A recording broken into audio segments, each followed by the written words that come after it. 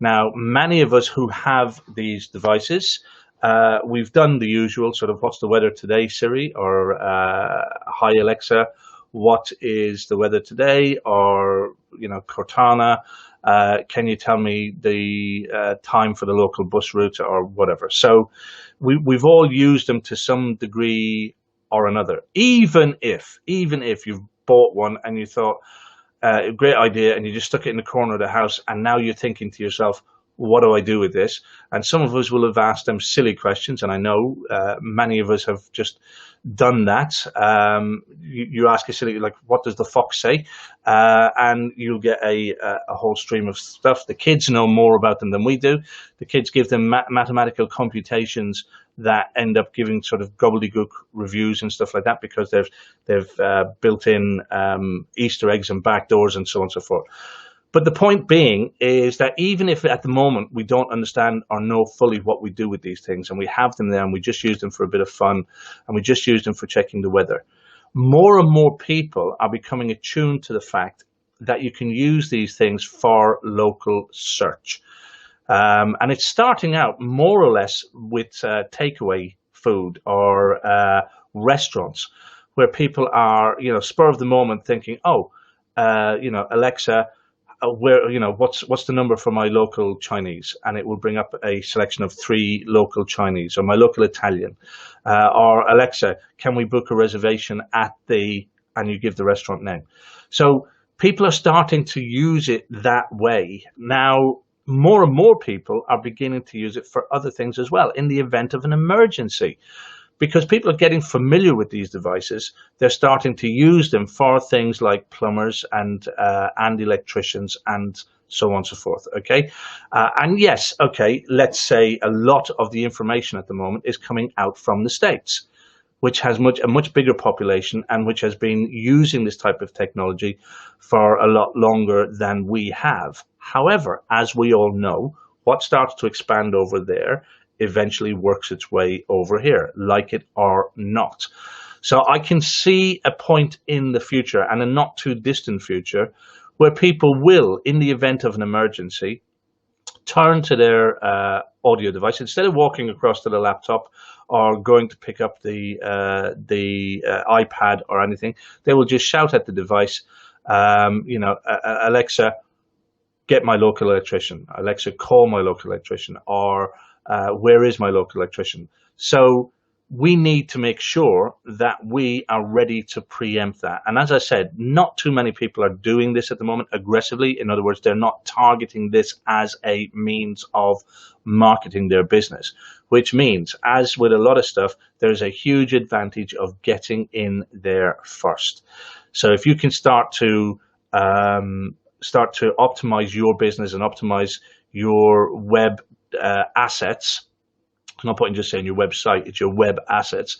If you can start optimizing all of those to ensure that you can be found on a voice search just as much as the effort you put into being found on a text search. When you all want to be, the top of Google or the top of the search engine, put as much effort into trying to be found for voice search as well. Let me give you some statistics. Again, I will say much of the statistics are either worldwide or US wide, because in many cases there's not enough information for UK based at the moment. But look, the trend is the trend. And as we know, like I said, what goes on over there eventually sort of drifts this direction. But the stats at the moment, if we look at the current and predicted number of devices in homes at the moment, right now, there's 5.11 billion, 5.911 billion, let that sink in for a second, devices in people's homes at the moment that are capable of voice search. By 2023, they estimate that there will be over 8 billion of these devices in people's homes. That's 8 billion potential customers, I know it's worldwide, but who can use these devices to search for various different services and products by simply using their voice, by not having to sit in front of a keyboard, by not having to pick up a directory, but by simply talking to their device and getting a response back about a local service or a local retail outlet or whatever it is that they actually want to search for. The current market share, and for those astute among you, you will see that this reaches above 100%. And the reason it does that is because many people are using multiple devices. So some people may actually have Siri, but also be using Cortana or also be using Alexa.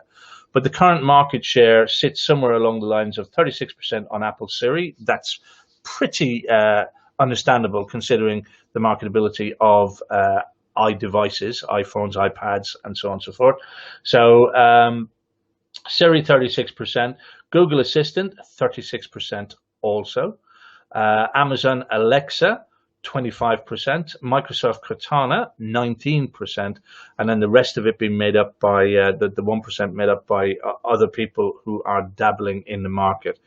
And again, I think like many things in life, whether you remember Betamax and VHS videos, whether you remember PCs and the war between PC and Apple devices, all of these things, there will eventually come to the surface a market leader.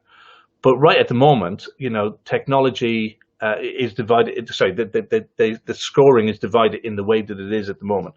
And I think that there are really probably a few that will become front runners. One of the ones that is slightly behind here at the moment is the Amazon Alexa. I think after the whole pandemic situation, and I'm not saying that I'm perfectly right here or I have access to any kind of other information other than a gut feeling. I think that after the whole pandemic situation settles down, that Amazon Alexa is probably going to show out as one of the front runners here, because a lot of people have been purchasing from Amazon, and a number of people are purchasing the Alexa Show devices and a lot of the home devices for Alexa and using them for not just for search, but for things like home automation and so on as well. So I think these figures will shift slightly after the pandemic. But regardless of that, one of them will eventually come out a market leader. But in the meantime, you guys need to be preparing yourself pretty much for all of these. So that's where the market share sits at this moment in time. By the way, guys, if any of you have any queries, questions, or comments, please do put them into the question box, the comment box, should I say, and let me know. And I will come to the questions towards the end and let you know. Neil says, stop saying her name. Well, see, I turned my one off. There's a little button on the top, Neil, and I turned mine off because I know that I've been here before. I'm not even wearing the watch, which again is a Siri device. So I've got Alexa sat on the desk and I've got Siri that I wear on my arm. So I'm one of those who use multiple users. But you guys know, you've seen it here before, where I've been sat here talking away and the watch has started talking to me, or the device on the desk here has started talking to me as well. So I've got them turned off at the moment while I'm doing this presentation, because I'm going to be saying, hi Alexa, hi Siri, good morning Cortana, and so on and so forth. So you guys, if you're struggling with those devices at the moment, just turn them off for a minute. But good morning, Neil. Thank you. So yeah, that's the spread of the devices at this present moment in time. Okay, so who's using voice search at the moment? You will be surprised to know, at this present moment in time, and this is only going to increase, guys, 2 in 5 adults use voice search at least once a day. Now, granted, for many, that will be simple things like, what's the weather like tomorrow? Or what's the weather going to be like today? It may be show the news, but at the moment, people are using it. Now, it's not a big stretch for them to start using it to search for services. It's not a big stretch for them as people realize what they have got. And again, I'll say, how many of you have bought these devices, put them into your home, and then sort of not use them for half of what they're capable of? I'll tell you the reason why I got my very first Alexa was that, and many of you know that before the whole pandemic situation, I was traveling quite extensively. I was doing a lot of trips with the Professional Speaking Association, and I was traveling to Dubai and Australia, the US, Poland, and so on and so forth. I was doing quite a bit of traveling, and I bought an Alexa so that rather than being on the phone, I could just do what they call an Alexa check-in. I don't know if any of you have used this. You can set it up so you can just simply say, Alexa, check in on, and I would have the kids or whatever, and the Alexa device in their room would just open up, and it'd be like just straight into a conversation. So, hi, Dad. So the kids could carry on playing their games. They could carry on chatting to their friends online or whatever it is that they were doing. And I could just join in and have a conversation with them rather than having to phone and then put the phone down and not talk to their friends or get up away from their meal at the dinner table or whatever it is that they were doing while I was traveling. So it left like a digital me in the home, if you like, when I wanted to jump in. I don't know if any of you have used that kind of service with Alexa, but it's pretty cool. You just drop in and it's just like you're there. So that's one of the reasons I got it, and it's one of the things that it's all we were using it for quite a while. But they're capable of so much more. So the simple thing is, 2 in 5, which is a high number at this present moment in time, even though it's early stages yet, 2 in 5 adults are using it to search at least once a day. And it's not going to take much more for them to start realizing I can actually search for my local takeaway, I can search for my local electrician, I can call my local plumber, all of that type of thing. I can schedule using it as well. So we need to be getting on board with this. We need to be making sure that we are optimized and ready to actually use it. So out of those 2 in 5, 57.8%, why don't we just say 58% roughly, 58% roughly of people use voice search on their mobile phones. So again, that figure is creeping up and will become more and more.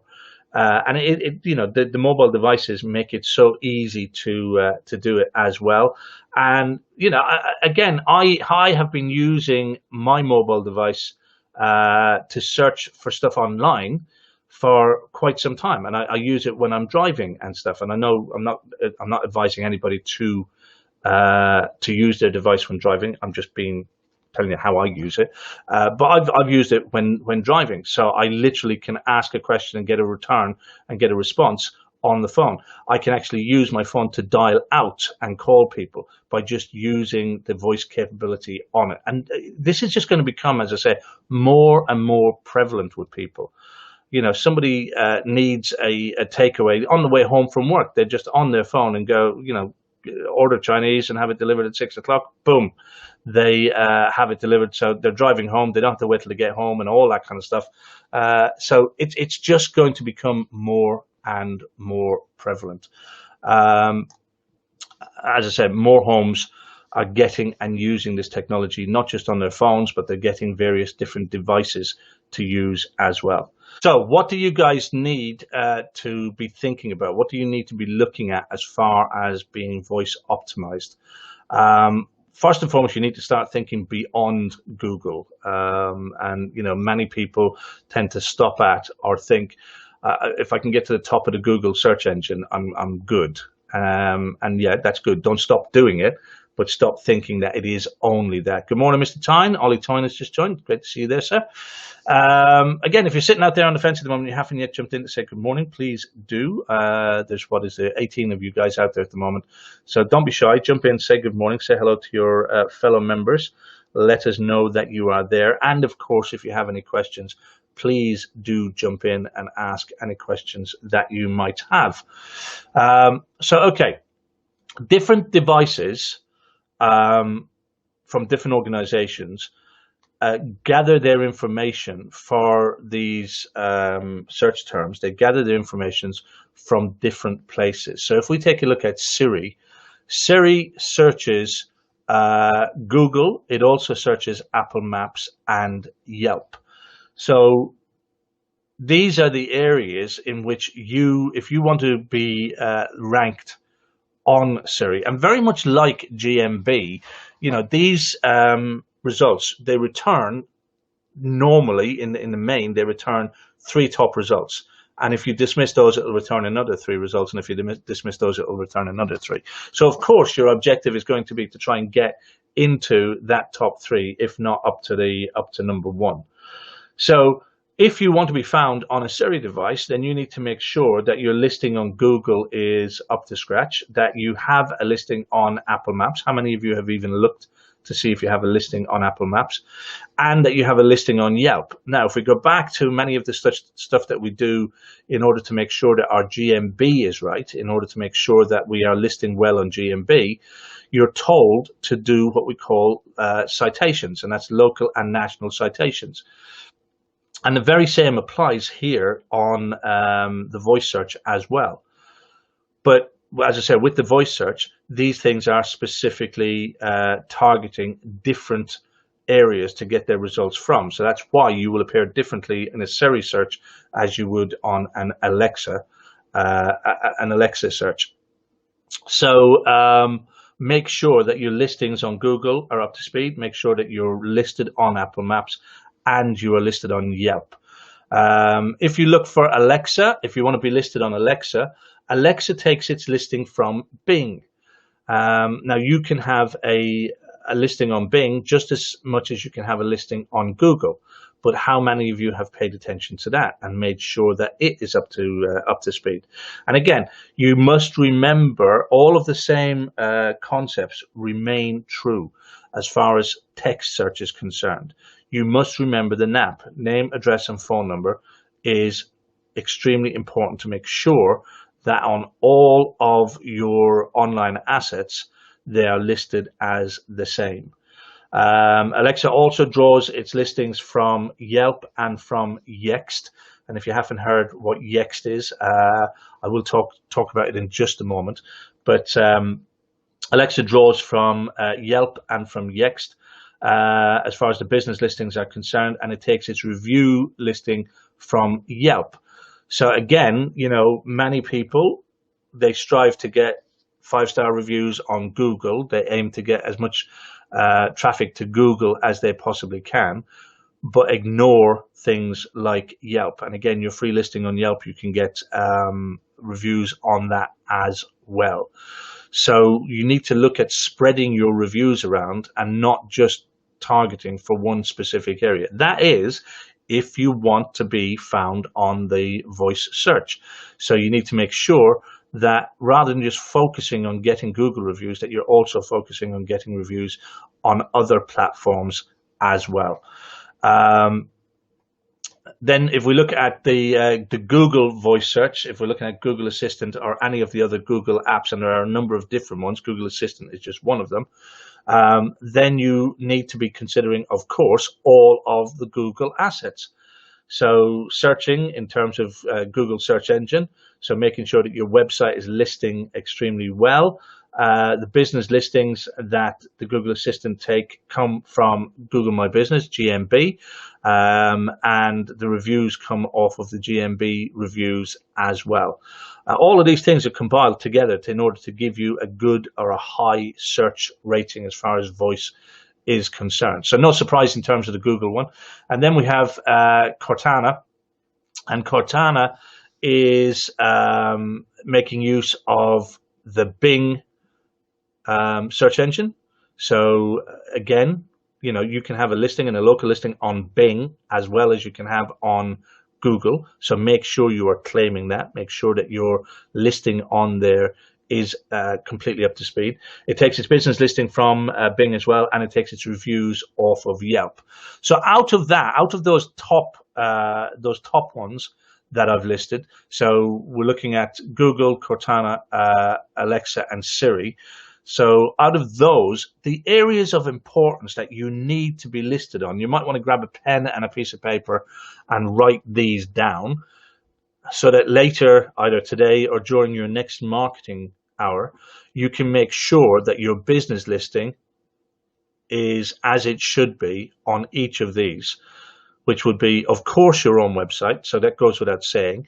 Then we have Google My Business, Apple Maps, Bing, and then Yelp. So that's you taking time during your marketing hour to sort out and make sure that that is all working for you. Now, there is a platform called Yext. I mentioned it just a minute ago. There is, however, a cost involved in this. I have no association. I'm not telling you to do it. In fact, I would suggest not until you are on top of the game yourself would I even personally consider this. But there's a platform called Yext, and you can pay something around the region of about $400. I think it's about 380 quid, something like that, a year to Yext. And they will make sure that all of your listings across every platform. So this works out really well for text searching and for voice searching. But they make sure that your listings across all platforms, they provide a lot of other services as well. But in the main, what they do is you give them all of your NAP, you give them all of your details exactly as you want them to appear, and they basically handle your reputation management across the web. They make sure that all of the listings are up to speed, and they have the services that you provide, they have the right address, they're optimized for search, they're optimized for local, all of that. If you want to look into it, by all means do. I'm not saying you need to. I'm not saying do it. I'm saying that it is a tool that is available to people who, and I know, and I get in some cases, people just don't want to spend the time going through and optimizing and going and handling all of the various different citations that you need to have. I've listed the main ones, and I've given you an example of the type of stuff that you need to be thinking about as far as the main ones are concerned. Whereas Yext will go through all of the main ones, and it will then go into all of the smaller subsidiary listings as well, and all of the citations that it can possibly list you under. So that is Yext. I said I'd mention it and let you know that it exists and what is it. But bear in mind, at its cheapest, it's going to be about $400 a year. So the next thing you need to do in order to be listed on the voice searches is take care of your schema markup. Now, I'm not even going to try and pretend that I know what I'm talking about when it comes to schema markup. All I will say is that you can get, if you're using like Drupal or WordPress or any of those websites, you can get plugins that will map out your site content with the proper HTML text. It's the coding that goes on behind the scenes. Gary will tell you much more about this than I can tell you. But it handles all of the coding behind the scenes so that the search engines can read all of the pertinent information quickly. Gary, correct me if I'm wrong here. It reads it quickly and correctly. So it will pick up all of the things like the name, the address, the phone number, the services that you provide, all of that type of thing. But it does it in a smooth manner, and it's the coding behind all of that that explains or tells the search engines the information that it needs, which helps with with your listings, and that helps with both text and voice. So you're going to make sure your schema markup is correct. You can get plugins that will do it, but my advice is that for something like this, that's where you would use a developer. As I've previously said to you, as far as anything to do with SEO is concerned, I'm a great fan in doing as much as you can yourself, and then hand over to an expert once you've done all of the basics yourself. It's like, why would you pay somebody to do all of the basics that you can do yourself? Pay them to do the expert stuff that they do. That's like a I don't know. The example I would use is it's like a builder paying you to dig a trench to drop a cable into. Why would they pay a laborer? Let the laborer do the cheap work and pay the expert to do the professional work. So that's my feeling on that. But it is important for voice search, and much more important for voice search. It is important for text search, of course, but there's a lot you can do yourself as far as text searching is concerned. But with voice search, it's important that this is done and marked up correctly and properly.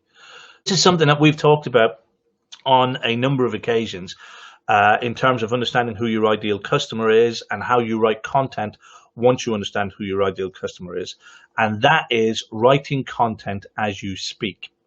In other words, using conversational type language in all of your written words, in all of your blogs, your site descriptions, all of that, to make sure that you're actually using conversational terms, not using technical terms. And again, you've got to think about people write in a different way than they speak. So if somebody was doing a text search on Google, they are probably just going to type in something like local electrician, yeah, or find local electrician or something like that. So it you know, as long as the search engine is finding the right keywords, then you have an opportunity and a chance to actually show up. However, when somebody speaks that, their use of words will be different. It's more conversational. So when you are writing, you need to write in a way that you would speak rather than a stilted way that you would write. And I'm hoping many of you understand what I'm saying here. Let me try and I want to try and bring this to life and give you an example. My book, so the S.P.A.R.K.S Blueprint, many of you know, and it is no secret, that book was written from all of my live presentations around that time. So we did some live presentations out in Ireland and Heathrow and so on and so forth. And during those live presentations, we recorded the live presentations. So those were then transcribed, and then from the transcription, we edited all of that down and created the book from that. Okay. Now, the result of that is that when you read the book, and many of you have said this to me already, and you can confirm it again now, but many of you, when you read the book, you say, it sounds like I am speaking. It reads as if I am speaking to you. And that is a bonus or a byproduct of actually using the text from live events, the recordings of live events, in order to write the book. And there's a different approach to that than if you sit down with a blank sheet of paper or a blank screen and you start writing. You tend to have a different methodology, a different way of writing when you do things that way. And we use words differently when we do things that way. And I think in short, again, Gary can give you more details on this, but in short, what I'm trying to say is if we search based on text, we are interested in just key words.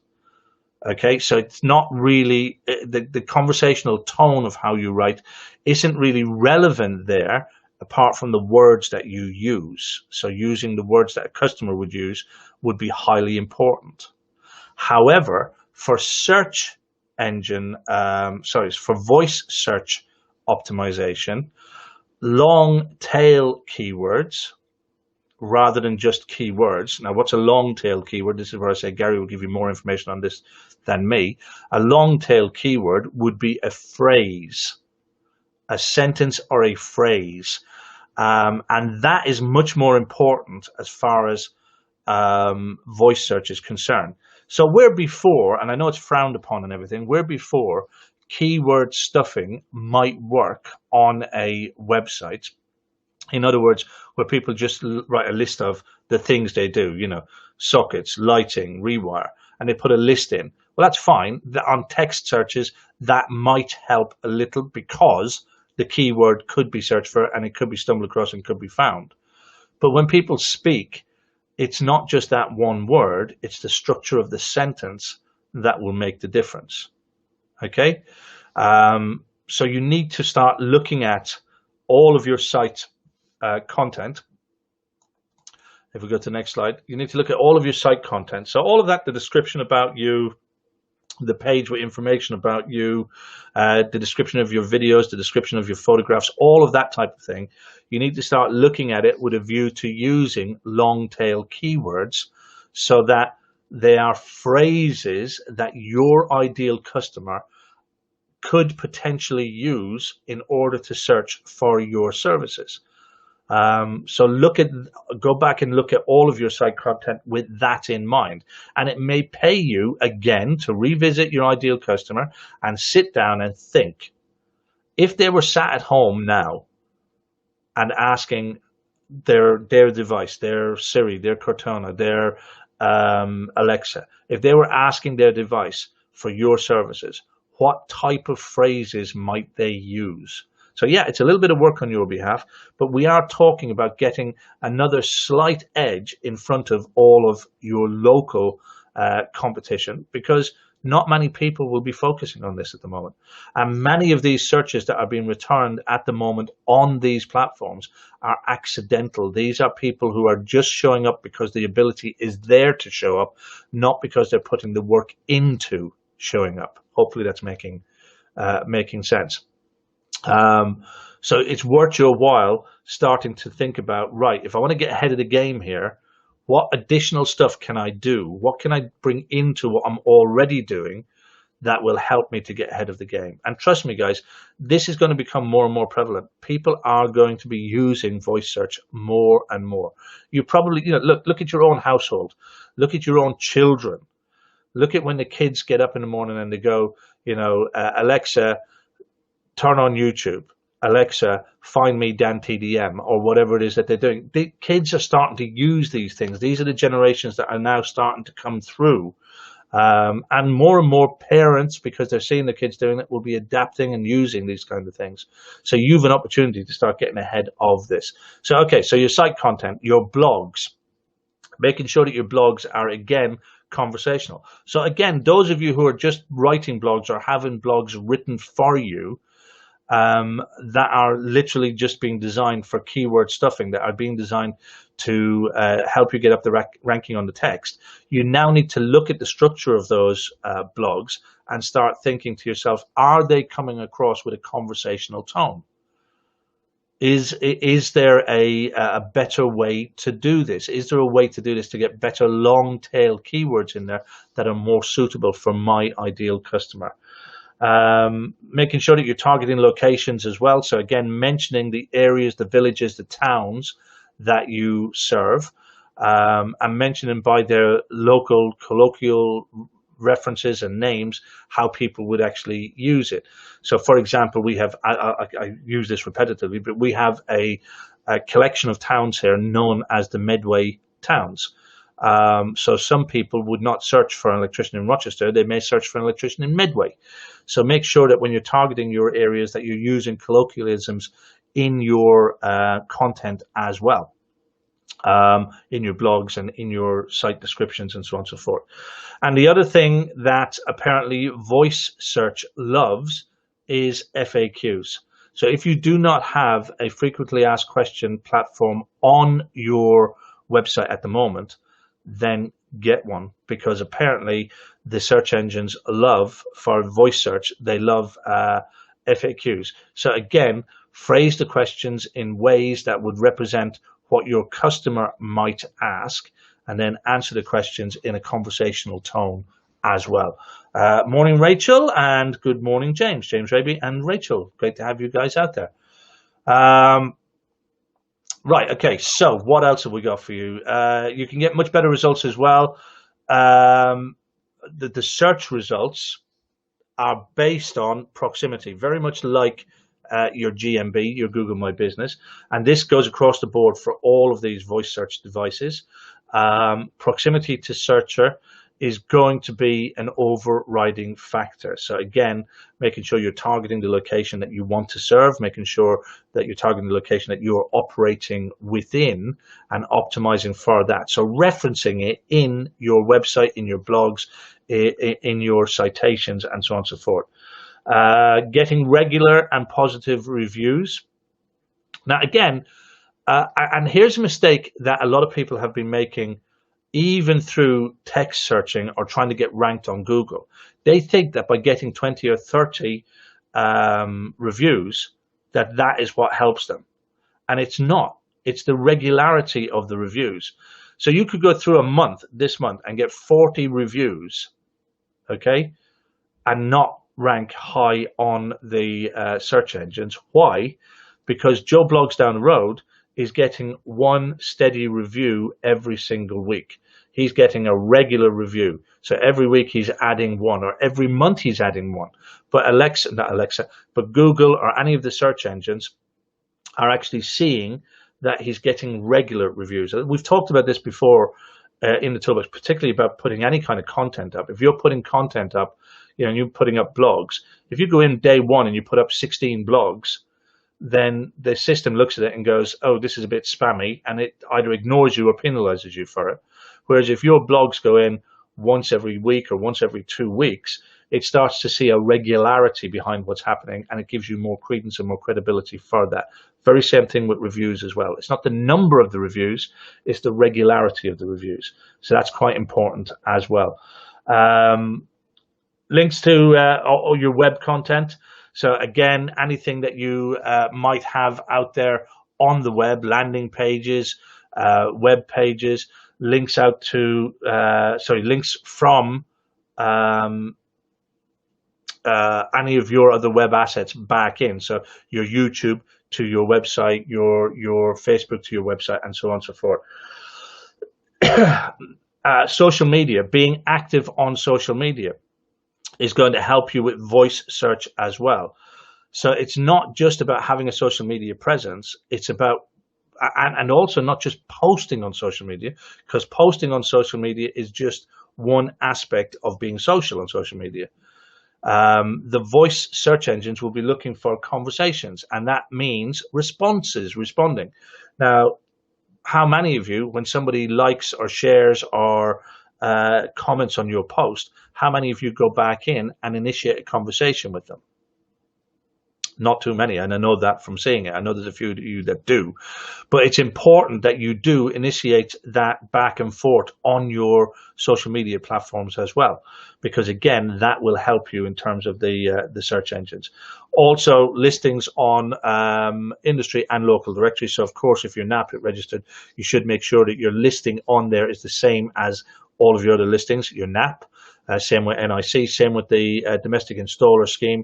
So any of those industry related bodies, make sure your listing is the same as it is out on the rest of the web, but then also make sure that you're listing on as many of the local directories that are available to you. So if there are county directories, city directories, town, village directories online, make sure you're actually using them as well. Right, I think I've come to the end of the content on this morning. It has been an overview of the voice search capabilities and a reminder to you guys that it's there. It's something that people will be using and something that you need to get going as far as your business is concerned. It ain't going away. Like I keep saying about video, it's not going away. It's only going to become more and more relevant. And the thing you've got to remember with this is, now as this moves forward, people don't even have to see the screen. There are what are they, Alexa dots or whatever they're called that are out there. They are purely voice activated. There are no screens involved in these things. So you need to be very, very aware of the fact that the language being used, the long-tailed keywords that you're using in terms of, don't just get blogs written now for the sake of getting keywords in there. Write the blogs that are conversational, that come across. One of the things we've talked about previously in the toolbox was if you can create a video on a topic, you can have a blog written from that. And my advice to you going forward, it would be start using video, because you're going to come across as more conversational in video. By the way, it's going to help you on the search engines as well. But start using video and then have those videos transcribed, because they will come across much more conversational than you sitting down with a blank piece of paper and trying to write out a blog. And the terminology and the words that you use will be more conversational, which are more likely to be the types of phrases and things that people will use when they are searching on any of these devices as well.